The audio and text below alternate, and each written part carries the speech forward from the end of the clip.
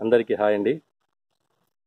Guru academy of competitive exam GAC channel తరపున అందరికీ నమస్కారం. మొన్న జరిగిన ఏప్రిల్ 21వ తారీఖు నాడు జరిగిన ఆంధ్రప్రదేశ్ పంచాయతీరాజ్ సెక్రటరీ ఎగ్జామ్ ఏదైతే ఉందో, ఎగ్జామ్ రాసిన విద్యార్థులందరికీ, ఎగ్జామ్ రాసిన ప్రతి ఒక్కరికి కూడా ముందుగా హృదయపూర్వక నమస్కారాలు. అయితే మనం ఈ వీడియోలో ఎగ్జామ్ కట్ ఆఫ్ మార్క్స్ గురించి డిస్కస్ చేయడం జరుగుతుంది. అదేవిధంగా ఎగ్జామ్ ప్యాటర్న్ అంటే ఎగ్జామ్ ప్యాటర్న్, అదేవిధంగా exam reservation cater wise cut off marks మనం డిస్కస్ చేయడం జరుగుతుంది అన్నమాట. అయితే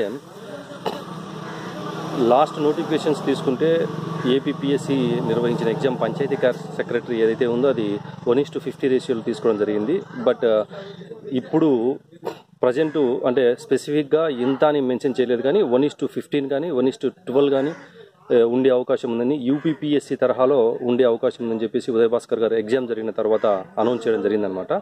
అంటే ఎందుకు ఈ విధంగా 1:50 రేషియో నుంచి సడన్గా ఇప్పుడు 1:12, 1:15 ఈ రేషియో తీసుకోవడం ఎందుకంటే, మీరు బాగా డెప్త్గా అబ్జర్వ్ చేసినట్లయితే లాస్ట్ నోటిఫికేషన్లో 1:50 రేషియో తీసుకోవడం వల్ల కొన్ని క్యారీ ఫార్వర్డ్ సీట్లు ఏదైతే ఉన్నాయో, అంటే ఈ రిజర్వేషన్ కేటగిరీ వైజ్ కొన్ని పోస్టులు మిగిలిపోయాయి అనమాట. సో ఆ పోస్టులను మళ్ళీ క్యారీ ఫార్వర్డ్ చేయడంతో ఇప్పుడు కొన్ని జిల్లాల్లో ఆ విధంగా ఉందన్నమాట.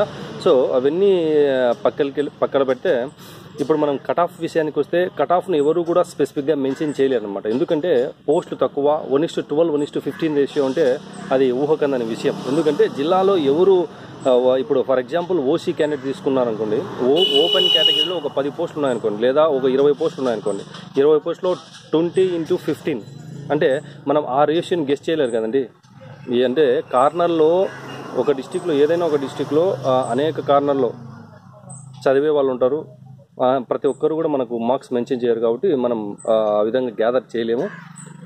సో ఓవరాల్గా డివైడెడ్ భిన్నాభిప్రాయాలు వస్తున్నాయి. పార్ట్ ఏ జనరల్ స్టడీస్ అయితే కొద్దిగా ఈజీగా ఉంది. వెన్ కంపేర్ టు పార్ట్ బితో పోలిస్తే పార్ట్ ఏ అనేది కొద్దిగా ఈజీ. పార్ట్ బి అనేది సరిగా చేయలేకపోయామనేది స్టేట్ వైడ్ అనేక మంది ఇన్స్టిట్యూట్ల నుంచి కానీ, అనేక విద్యార్థుల నుంచి కానీ మాకు వచ్చిన సమాచారం. సో ఓవరాల్గా చూసినట్లయితే చాలామంది మేధావులు లేదా అనాలిసిస్ నిపుణులు చెప్పడం ఏంటంటే 50 to 60 ఆ రేంజ్లో, అంటే ఒక 60 మార్కులు అయితే సేఫ్ జోన్ అని ఏ డిస్టిక్ అయినా కానీ 60 లేదా 60 పైన మార్కులు సాధించిన విద్యార్థులు సేఫ్ జోన్ కిందికి వచ్చే అవకాశం ఉందన్నమాట.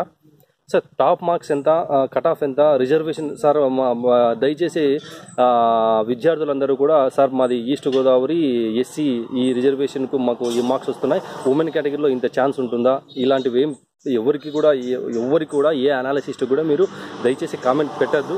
ఎందుకంటే బీ కాన్ఫిడెంట్గా ఉందండి. 1:15 రేషియోలో కాబట్టి టాప్ మార్కులు ఎంత లేదా ఎంతవరకు రావచ్చు అనేది కూడా మనం గెస్ చేయలేమన్నమాట. అది ఎందుకంటే ఒక డిస్టిక్, ఏదైనా ఒక డిస్టిక్లో ప్రతి ఒక్క కార్నర్ లేదా వచ్చిన స్టూడెంట్కి అంతా కూడా మనకు లిస్ట్ అవుట్ రావడం అనేది అసంభవం అనమాట.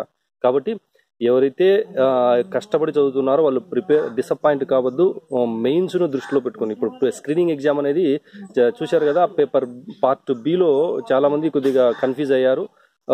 పంచాయతీరాజ్ సిస్టమ్ గురించి ఏ విధంగా చదవాలని చెప్పేసి పార్ట్ బి కొద్దిగా కన్ఫ్యూజ్ అయినమాట వాస్తవం. అదేవిధంగా నెగిటివ్ మార్కులు ఉన్నాయి కాబట్టి పార్ట్ ఏలో ఈజీగా ఉండి స్కోర్ సాధించిన విద్యార్థులు పార్ట్ బిలో నెగిటివ్లో డాటాలో మార్క్స్ పెట్టడం వల్ల కొద్దిగా మార్క్స్ కోల్పోయే అవకాశం ఉంది. రిజర్వేషన్ కేటగిరీ అయితే కొద్దిగా తగ్గే అవకాశం ఉంది. ఓపెన్ కేటగిరీ వాళ్ళు అయితే ఇంకా 60+ అయితే సేఫ్ జోన్ అని, అంటే అన్ని డిస్టిక్లు కాదు, కొన్ని డిస్టిక్లకు. సో కాబట్టి ఇంకా మరిన్ని ఫర్దర్ వీడియోస్లో ఇంకా 1 వీక్ కానీ అలా 10 days కానీ పోతే ఇంకేమన్నా ఒక కొలికొచ్చే అవకాశం ఏమైనా ఉంటుందేమో ముందు వీడియోలో మనం చూసే అవకాశం ఉంది. సో ముందుగా స్క్రీనింగ్ ఎగ్జామ్ ఏదైతే ఉందో ఆ ఎగ్జామ్ బాగా రాసిన విద్యార్థులందరికీ కూడా నా హృదయపూర్వక అభినందనలు. మెయిన్స్కు ఇలాగే సీరియస్గా ప్రిపేర్ కావాలి. టైం తక్కువగా ఉంది. ఏ విధంగా ప్రిపేర్ కావాలి, ఏపీఎస్సీ డెప్త్ ఎంత, కరెంట్ అఫైర్స్ కానీ, state bifurcation general studies issue కానీ, తర్వాత పార్ట్ బి ఇష్యూ అంశాలు కానీ మరి మనం ముందు వీడియోలో కవర్ చేసుకుందాం. Thank you all.